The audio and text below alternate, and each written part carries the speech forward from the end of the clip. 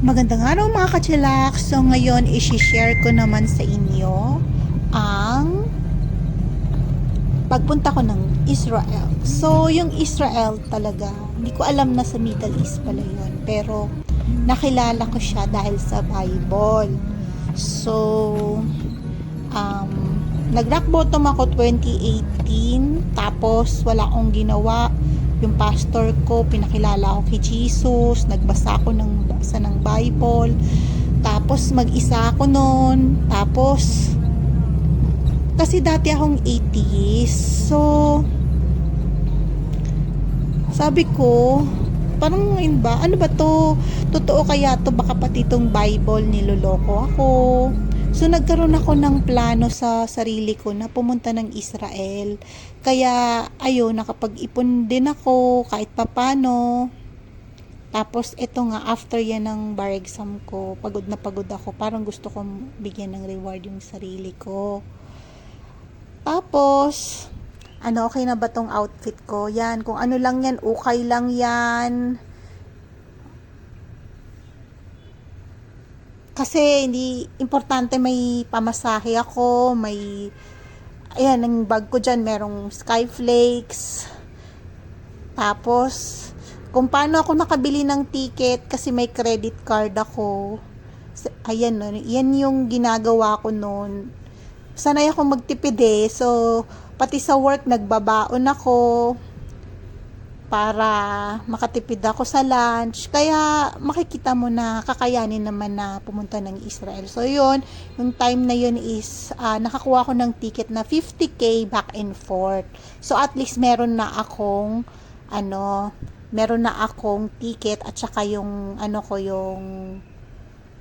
yung pocket money ko is 1k dollar. Tapos ito nga pala nga naman ang kanilang travel Tesa.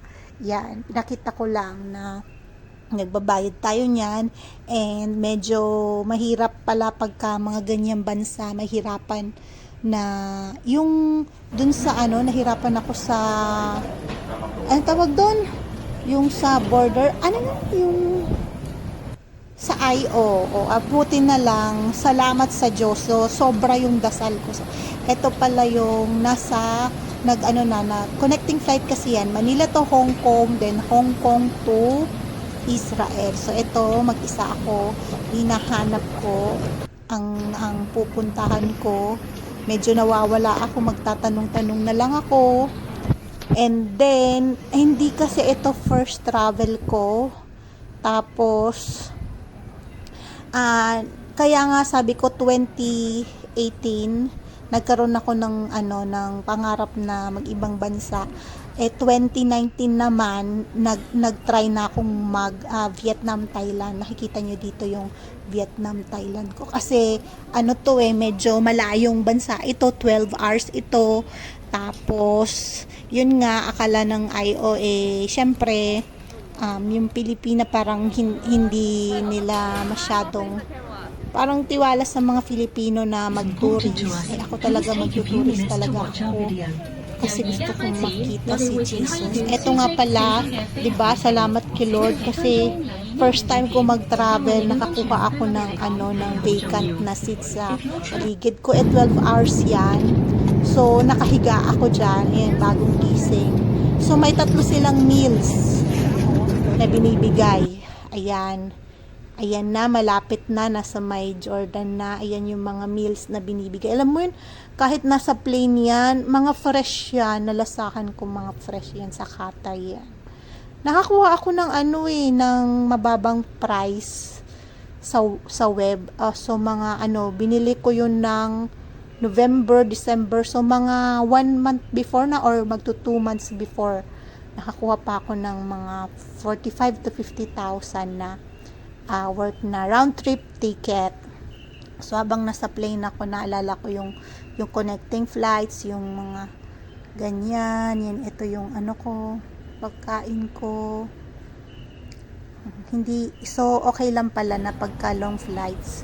Ayan na, nakarating na ako. Yay!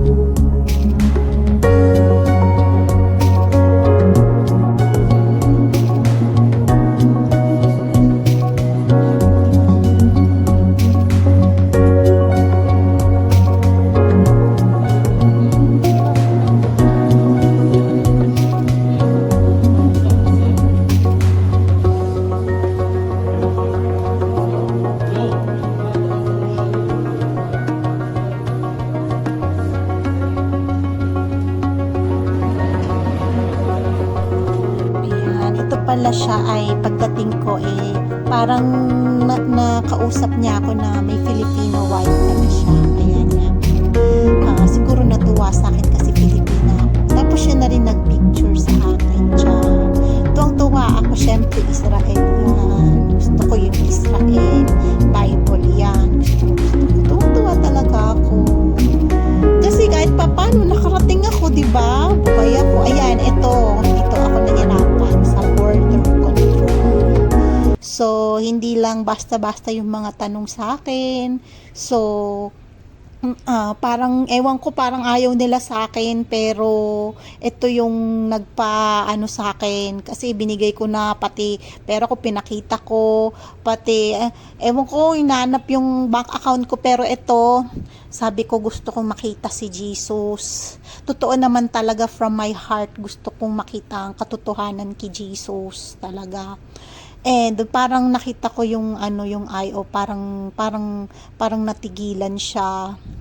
And alam ko si Lord lang talaga nagpapasok sa akin kasi pinilit ko lang din naman yung pera ko, pinagkasya ko lang, alam mo naman, pinilit ko lang talaga yan na makapag-Israel ako. Kaya ang laking bagay ni Lord sa buhay ko kasi ayun, mapapatunayan ko na sa sarili ko kasi dati akong atheist na totoo si Jesus, at saka birthday gift ko to sa sarili ko kasi magto 38 na ako. So ayan, laking ginhawa ko, nakalusot na ako sa border control, and ayan, exit na sabi ko.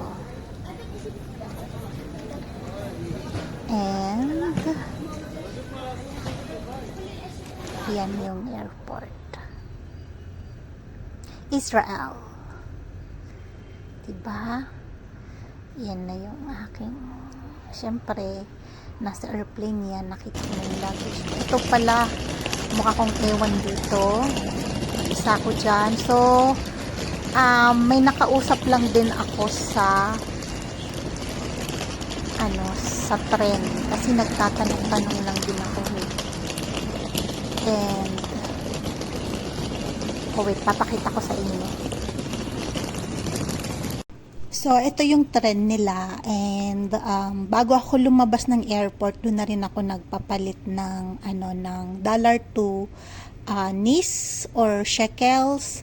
And yan, dito kasi syempre hindi English, nagtanong ako sa kanila, meron dito si Nathan Sela,